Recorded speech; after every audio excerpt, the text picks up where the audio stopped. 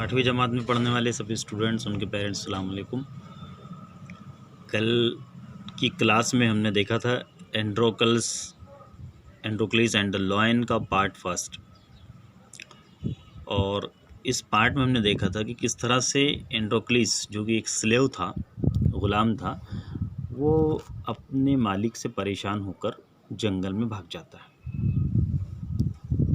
और he was happy that he was free as a bird.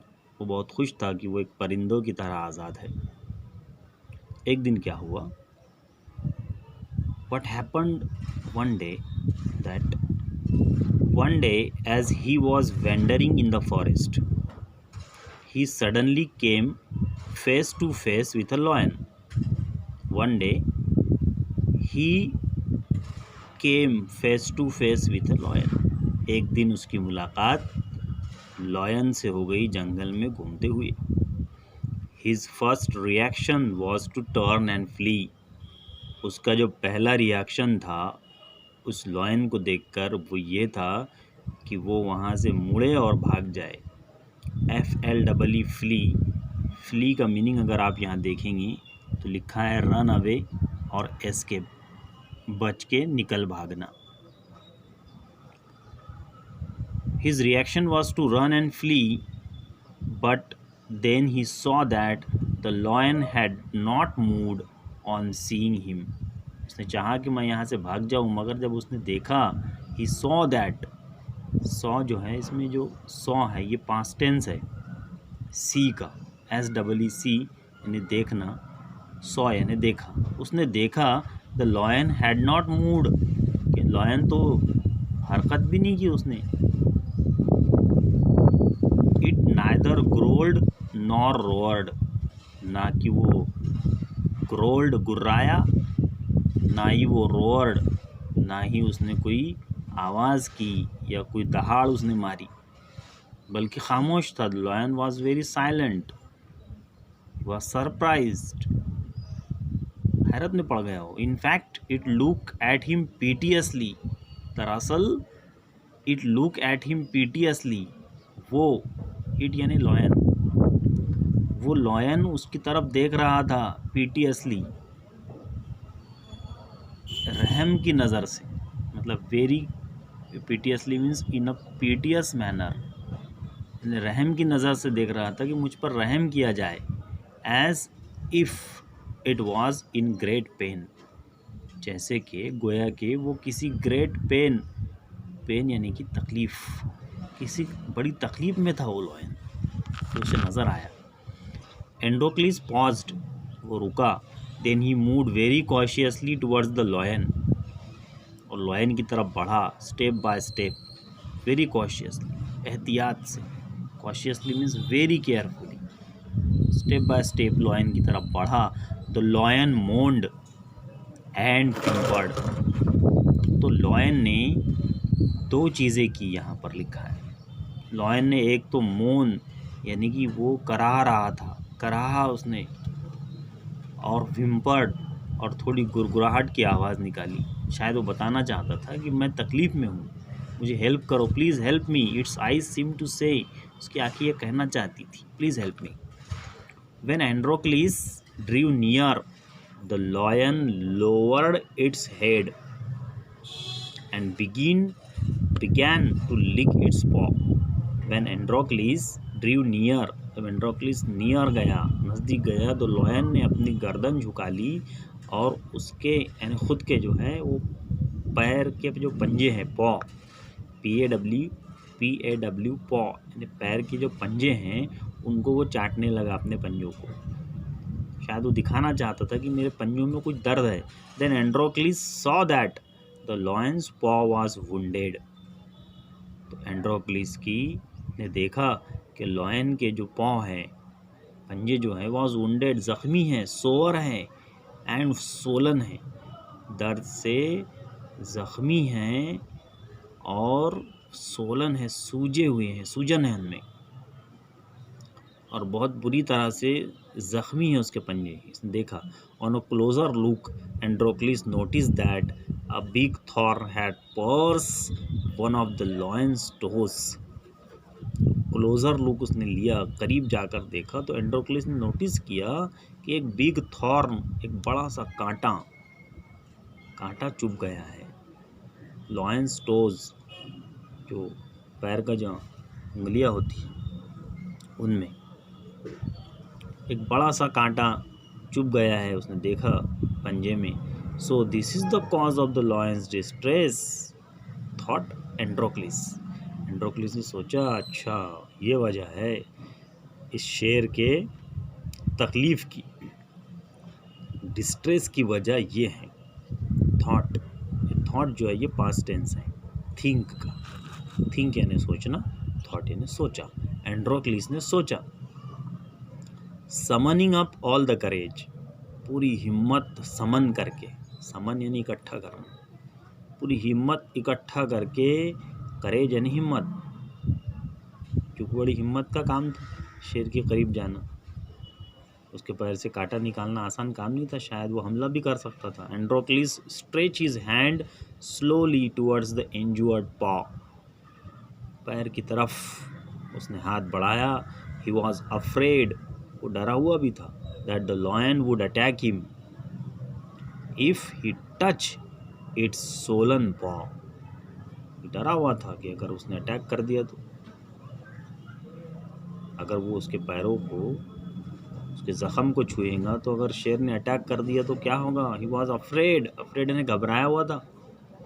But the lion seem to understand his good intention, मगर शायद lion समझ रहा था उसकी अच्छी मंशा, इंटेंशन यानी मंशा, विल मीनिंग लिखा होगा, पर्पज़, मकसद, उसकी अच्छी मंशा को लॉयन जान रहा था, इसलिए उसने किसी तरह की गुर्राहट नहीं की। एंड्रोक्लिस टुक द पॉ in his left hand, Androcles ने उसके पंजे को अपने लेफ्ट हैंड में पकड़ा और deftly he pulled out the thorn, बड़े ही स्किलफुली, मीनिंग लिखा है स्किलफुली एंड क्विकली, बड़े ही एहतियात से और बड़े ही स्किलफुली उसने उस थॉर्न को निकाल फेंका। फिर क्या किया, then tearing a piece of his own clothing the kind man bound up the lion's injured paw, और फिर अपने कपड़े से, क्लॉथिंग से एक टुकड़ा काट कर, टीयरिंग फाड़ कर, अ पीस टुकड़ा ऑफ हिज ओन क्लोथिंग अपने खुद के कपड़ों से, the kind man bound up the lion's injured paw, उसके पंजों को पट्टी बांधी। To his surprise and wonder the lion then lick his arm, तो फिर शेर ने खुश होकर उसके आर्म, उसके हाथों को चाटने लगा। लिकिंग यानी चाटना, उसके हाथों को चाटने लगा शेर, as if to show gratitude, शायद वो एहसानमंदी का मुजाहरा करना चाह रहा था, एहसानमंदी का मुजाहरा, एहसानमंदी दिखाना चाह रहा था, शुक्रिया अदा करने के लिए उसके हाथ चाटने लगा, जैसे कि जानवर वगैरह करते हैं, उसे बड़े शुक्रिया उसने अदा किया। Androcles remained with the lion till it could walk again, Androcles शेर के साथ रहने लगा। He would Hunt in the forest, वो जंगल में हंटिंग करता। कौन? एंड्रोक्लिस, ही यानी Androcles. And share his food, अपने फूड को शेयर करता विद द हेल्पलेस बिस्ट, इस हेल्पलेस बिस्ट यानी कि हैवान, जानवर, इस मजबूर जानवर के साथ, क्योंकि वो शिकार नहीं कर सकता था शेर, अभी उसका ज़ख़म ताज़ा था, सो उसके साथ अपना फूड शेयर करता। Every day he would clean and dress the lions wound, रोज़ाना उसकी खिदमत करता कि उसके ज़ख़मों को साफ़ करता, क्लीन, एंड ड्रेसिंग करता, मरहम पट्टी करता। Soon the lion was able to move about, जल्द ही लॉयन चलने फिरने के, मूविंग के काबिल हो गया।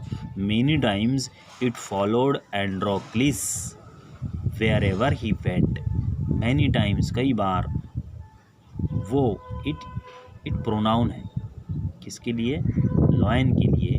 द लॉयन फॉलोड एंड्रोकल्स, एंड्रोक्लिस के पीछे पीछे चलता कई बार, वेयर एवर यानी जहाँ कहीं, वेयर एवर ने जहाँ कहीं, ही वेंट वो जाता, वो उसके पीछे जाता, शेर एंड्रोक्लिस के पीछे पीछे जाता। In the mean while Androcles master had complained to the authorities that his slave Androcles had run away। और इस बीच क्या हुआ कि जो एंड्रोक्लिस का मास्टर था उसने कंप्लेंट कर दी राजा के दरबार में, अथॉरिटीज़ के दरबार में, कि मेरा स्लेव जो है एंड्रोक्लिस जो है रन अवे, भाग गया है। सोल्जर्स, सिपाही जो है, वे are sent in all directions, कई दिशाओं में, सब दिशाओं में भेजे गए, टू कैप्चर एंड्रोक्लिस, कि वो पकड़ कर लाए एंड्रोक्लिस को। They search for him high and low, उन्होंने उसको ढूंढा कई जगह, हाई एंड लो, हर जगह ढूंढा, बट कुडंट फाइंड हिम, मगर उसे तलाश नहीं कर सके। At last they came to the forest where Androcles lived, और आखिरकार वो उस जंगल में पहुँचे जहाँ एंड्रोक्लिस रहता था। क्या अब वो एंड्रोक्लिस को पकड़ पाए या नहीं पकड़ पाए, इसके आगे के पार्ट में हमको देखना है। इसको आगे का पार्ट आप पढ़िए, और यहाँ दिख रहा है आपको कि शेर की किस तरह से उसने खिदमत की है। और इससे पहले जो वीडियो मैंने आपको भेजा हूँ इसमें भी अच्छी तरह से नज़र आता है कि शेर के साथ एंड्रोक्लिस की दोस्ती किस तरह थी। तो यहाँ हम देख रहे हैं बेजान जानवर के साथ एंड्रोक्लिस का जो दोस्ती थी। तो आगे भी पढ़िए, मीनिंगफुल स्टोरी है। पढ़ने से ये होता है कि हमारा जहन उन लफ्ज़ों को जल्दी से कैप्चर करता है, और 2 बार 3 बार अगर हम उन्हीं को पढ़ लें तो याद करने की ज़रूरत नहीं पड़ती और अच्छे से वो याद होता है। सो आप इसको पढ़ें और इस पर मेहनत करें। अच्छी राइटिंग में इसमें से 1-2 पैराग्राफ लिखकर मुझे पोस्ट भी करें। इन दिनों हमारी राइटिंग अच्छी होना बहुत ज़रूरी है, क्योंकि एक बड़ी सी गैप पड़ी है। उस बीच अगर हम अच्छी राइटिंग अपनी करना चाहें तो रोज़ाना 2 पैराग्राफ हमें लिखना ही चाहिए। तो खैर आप ये मश्क करेंगे ऐसी उम्मीद करता हूँ। आज के लिए इतना ही रहने दें और फिर कल मुलाकात होगी। अस्सलाम वालेकुम।